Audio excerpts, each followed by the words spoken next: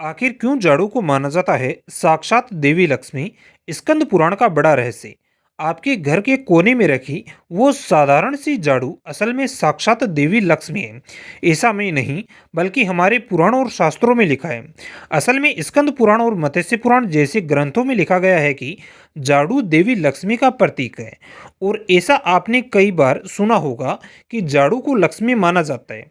लेकिन क्या आप जानते हैं कि झाड़ू को लक्ष्मी क्यों कहा जाता है? इसके पीछे कौन सी पौराणिक कथा है? अगर नहीं तो आइए आपको मैं बताता हूँ।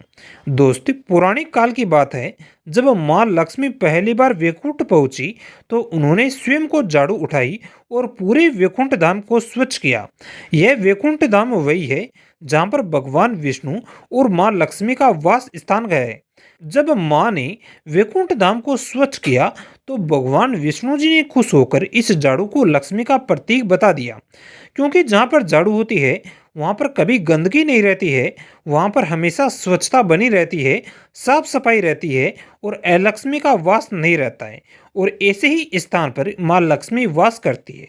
और भगवान विष्णु जी ने माँ लक्ष्मी को वरदान दिया, जिस स्थान पर झाड़ू होगी वहाँ पर स्वयं लक्ष्मी का वास होगा। क्योंकि झाड़ू स्थान को पवित्र कर कर लक्ष्मी के रहने योग्य बनाती है। इसीलिए स्कंद पुराण और विष्णु पुराण में झाड़ू को माँ लक्ष्मी का प्रतीक बताया गया है। इतना ही नहीं, बल्कि वास्तु और ज्योतिष में झाड़ू को लक्ष्मी का प्रतीक मानने के पीछे कई कारण बताए गए हैं। जैसे कि नंबर 1, अलक्ष्मी को दूर करती है। झाड़ू हमेशा सफाई में काम में आती है, इसीलिए झाड़ू को अलक्ष्मी का दुश्मन कहा गया है। वास्तुशास्त्र के अनुसार जिस घर में झाड़ू हो वहां पर कभी अलक्ष्मी का वास नहीं रहता है। क्योंकि झाड़ू घर की सफाई करती है और अलक्ष्मी को दूर करती है, जिससे माँ अलक्ष्मी खुश होकर घर में प्रवेश कर जाती है। क्योंकि माँ लक्ष्मी हमेशा सफाई वाले स्थानों पर वास करती है। और दूसरा कि जहाँ पर अलक्ष्मी का वास न हो वहाँ पर लक्ष्मी का वास होता है, और इसीलिए झाड़ू को माँ लक्ष्मी कहा जाता है। नंबर 2, विष्णु जी का वरदान। ज्योतिष में भी कहा जाता है कि भगवान विष्णु जी ने माँ लक्ष्मी को वरदान दिया था कि जहाँ पर झाड़ू से सफाई होती है वहाँ पर माँ लक्ष्मी का निश्चित वास होता है। और इसीलिए झाड़ू को माँ लक्ष्मी का प्रतीक माना जाता है। नंबर 3, झाड़ू का संबंध शुक्र ग्रह से। दोस्ती, ज्योतिष शास्त्र में झाड़ू का संबंध शुक्र ग्रह से बताया गया है, जो धन, संपत्ति और भौतिक सुख सुविधाओं का कारक ग्रह है। और माँ लक्ष्मी भी धन संपत्ति की देवी है, जिसकी पूजा शुक्रवार के दिन होती है। इसीलिए झाड़ू को माँ लक्ष्मी का प्रतीक माना जाता है। नंबर 4, सकारात्मक ऊर्जा का संचार होता है।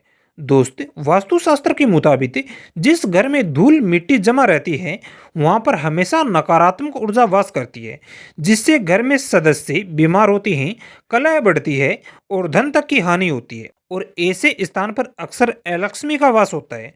मगर जिस घर में झाड़ू हो, झाड़ू लगाया जाता हो, वहाँ पर नकारात्मक ऊर्जा दूर हो जाती है, धन हानि, बीमारी, कलह नहीं होती है और अलक्ष्मी का वास तक नहीं रहता है।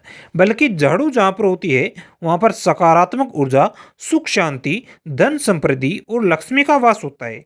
और माँ लक्ष्मी को सुख शांति और धन समृद्धि की देवी कहा जाता है, इसलिए झाड़ू को माँ लक्ष्मी का प्रतीक माना जाता है।